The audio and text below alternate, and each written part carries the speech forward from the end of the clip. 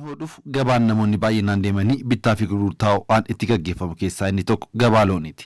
Namoonni baay'een ayyaanicha kabajuudhaaf gamtaadhaan ta'uun horii fooniif ta'u bitachuudhaan guyyaa ayyaanaatis horiin bitame qalamee foon addaan qooddatu. Horii fooniif ta'u kana barbaachaa guyyoota muraasni yoo hafu gabaa bahuun dirqama. Fana Broadcasting Corporate godina Arsiitti gurgurtaa looniitiin kan beekamtu magaalaa Saguree haala gabaa loonii jiru kan daawwate yoo ta'u fayyadamaan gatii madaalawaan bitachaa daldalaanis immoo gatii hawaaseen miniin dhiyeessaa jiraachuu ilaaleera. Gatiin loonii bara haaraa madaalawaa ta'us ibsu. Haalli loonii gabaa baay'ee gadi bu'ee jira. Baay'ee gadi bu'ee jira. Akkaataan bittaa fi gurgurtaa olaalani baay'ee gadi bu'eera gatii. Haalli gabaa akka dura ayyaana Faasigaa fi akka gannaa olaalame amma makaakalanyarra jira gabaan. Baay'ee gadi bu'e illee jedhamu. Maaliif gizee Faasigaa kan gurguramu warii fiinoo furuushkadhaan qallabamee dhufee kanasitti qallabamee gurguramu. Gizee sanii waddadha. Amma wariin marga erga rooba ji'a jaakkana waan ta'eef amma wariin margaa waa seenuuf kanaaf waagaan gad bu'e.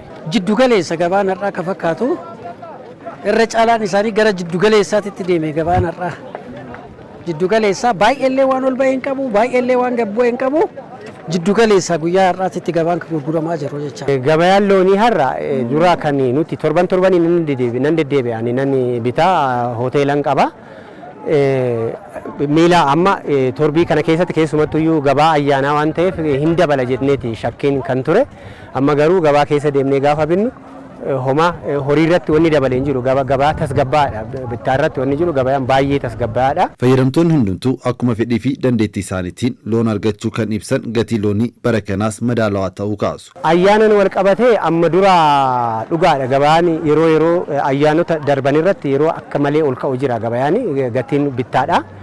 Amma immoo gabaa kanarratti ol ka'aa miti akka ammaan duraa sanitti ol ka'aa ta'ee akkasitti namni dadhabee horii keessaa bitachuu odoo hin bitatin kan keessaa galuu miti. Waan barbaadanis namni akka barbaadanitti horii barbaade akka fedha isaatitti argatee itti bituu danda'a waan ta'eef horiinis seenee jira namni bituu sirritti jira.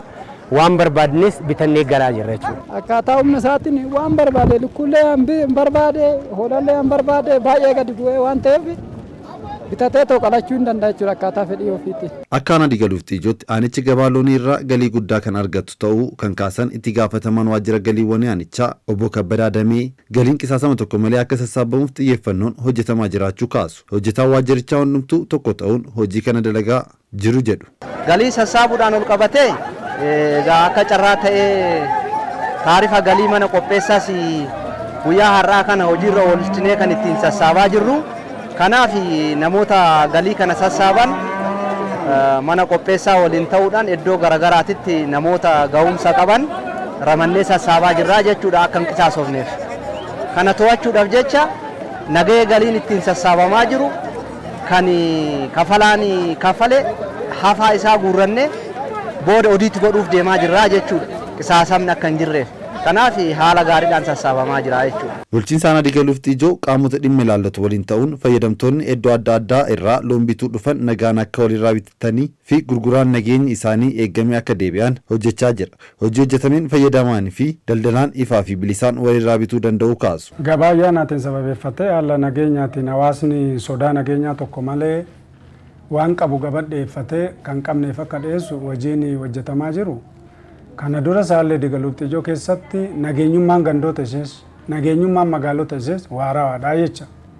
Kanaaf sodaa tokko malee hawaasni qalbii guutuudhaan gabaa isaanii dhufate kan gurguratu kan gurgurate kan bitatu bitatee akka nagaan bobba'uudhaaf hojiin eegumsaa hojiin sakatta'insa bifuma hojimaata eeggateen kan deemaa jiru ta'uu fi hojii dansaa fi hojii gaariidhaatu hojjetamaa.